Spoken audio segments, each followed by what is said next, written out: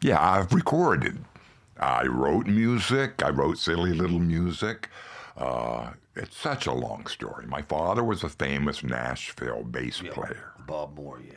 Yeah, and he was one of the first architects of the Nashville sound, the A-Team session cats, and worked 20,000 million sessions for 3 decades. He played with Elvis Presley and Patsy Cline. That's awesome. And enough about your father, Stevie.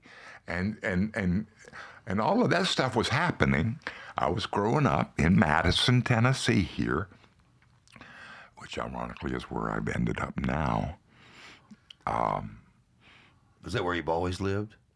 No, I did. There's a second gap in there. I left Nashville in '78 because it was too backwards and Allman Brothersy.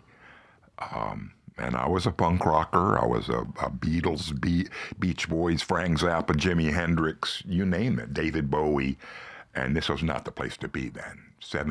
In the mid '70s. Right. I was in bands. I was in Ramada in cover bands, and we were wearing makeup and doing ballroom blitz and getting fired and doing disco and all. I mean, that was that era. I finally got an opportunity to get the hella out of Nashville. I went up to New Jersey, 10 miles from the Lincoln Tunnel, North New Jersey, and what, lo and behold, at that time was happening was a thing called New Wave and punk rock and Talking Heads and the Ramones, and it was incredible. So I got up there just at the perfect time because I was the ultimate indie artist with a little tape recorder in his bedroom. Wow, that's awesome. It's man. incredible. That's very awesome. Yeah, so I've been doing that nonstop, and the struggle is real. So, but I do have I do have a story. Yes, there's been several documentary films made of me.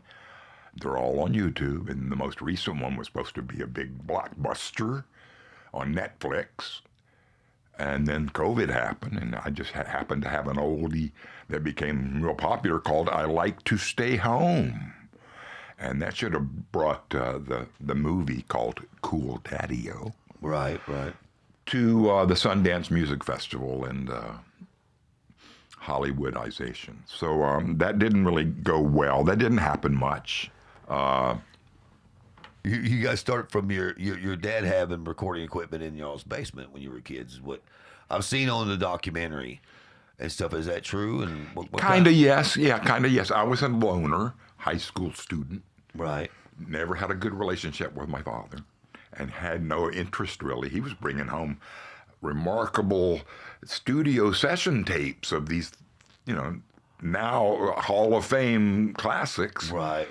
And I didn't hate it.